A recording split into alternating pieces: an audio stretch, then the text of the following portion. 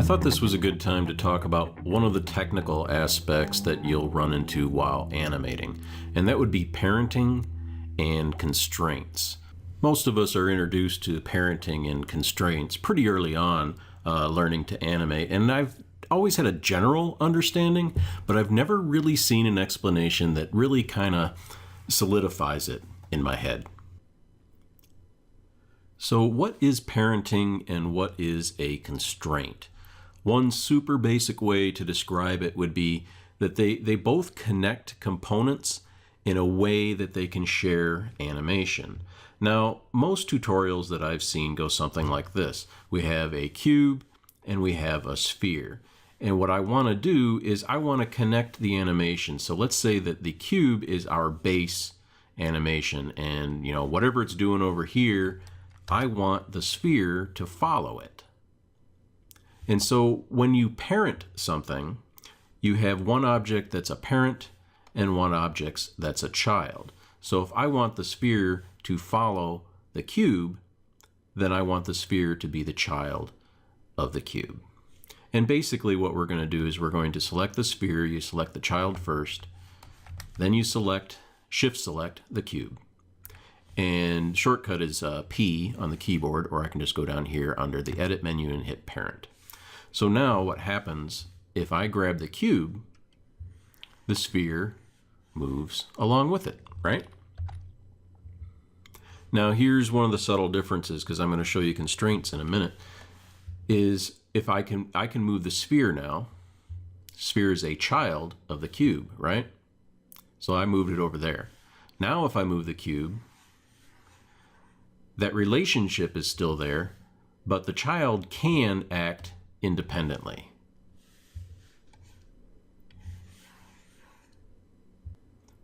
Now let's see what the difference is with a restraint. I've taken off the parenting. They're both separate objects now.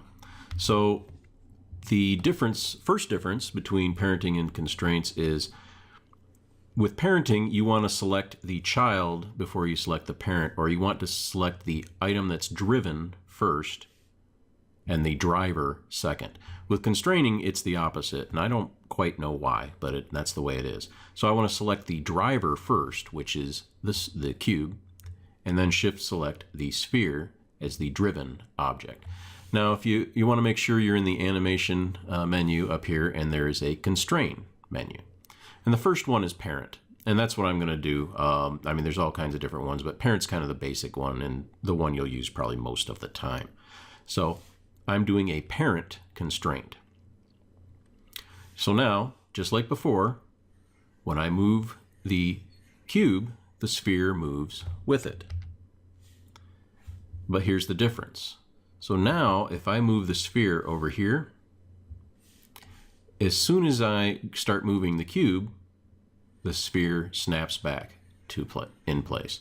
So with a constraint, you are constraining the object to another object. The sphere, in this case, does not have any independence. Okay, that's all well and good, but how does this apply to, quote unquote, a real world situation? This is where I always got confused. I couldn't extrapolate that sphere cube example to something that I would actually be doing. So I think a good case for this would be when you have a character that has a weapon. You want the weapon to be constrained or parented to the character in some way so that you're not animating both the weapon and the character and trying to do all kinds of counter animation to make things line up, right?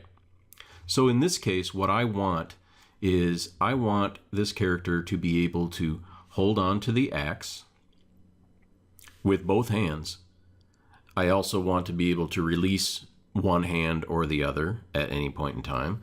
And I also want to be able to have these hands slide up and down the handle of the axe, because he's not always just going to hold them exactly in that place. Sometimes his hands will be closer together.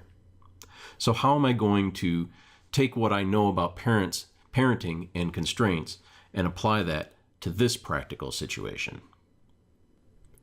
The easiest way I know how to accomplish what I'm trying to accomplish is to start with the weapon in question. And this weapon is from iAnimate. I did not model this weapon. I can't take credit for that. But basically what we have here is a control. And this control is connected to the geometry. So when I move the control, the axe moves around. That's awesome. Now what I want for my character's hands to be connected to this axe, but I also want them to be able to move up and down the handle. Now in order to accomplish that, I need to do a combination of parenting and constraints. So the first thing I'm going to do is I am going to create a NURBS circle. And it's there, you just can't see it because the scale is really small. So I'm going to scale it up. 25 is good. And I'm going to say that what I want here, say this is where one hand is. I'm going to duplicate that circle. And I'm going to say the other hand is somewhere around there. It doesn't have to be perfect. But what I do want is I want for this circle to move up and down the handle of this axe perfectly. So if I want independent control of my circles here, I'm going to have to do some parenting. And again, we talked about selecting the child first and the parent second. So I'll select the main control and then go under the edit menu and parent. So now if I move the main control, then I have this circle goes along with it, but I still can move that circle around and it stays in place, right? That's what I want. And then I just have to do the same thing with the bottom circle. Select the child and go under the edit menu and parent.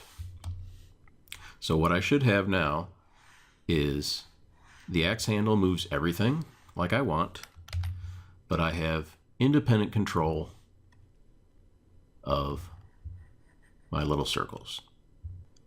And back to the animation, where the constraint comes in is now I want to constrain our characters' wrists to their respective little circle controls that we made. And once you do that, now what I have is this axe, which is now driving our character's arms, wrists, etc. And that's exactly what I want. If I want those hands to be able to slide up and down, I just select those controls, make sure, right now I'm in world, make sure that I'm in object mode. So now you can see that the manipulator is using the object's translation values. And now I can move that hand up and down the axe. And the same thing with this other hand. That's what I wanted. So I hope this practical example of parenting and constraints has helped someone, because this is what it took for me to really kind of understand the basics. Now, I'm not an expert by any means. I still really have to think about what's the driver and what's the driven component before I do them. But this is what it took for me to kind of understand it over the sphere and the cube sort of tutorial. Well, thank you for watching, and we'll talk to you again soon.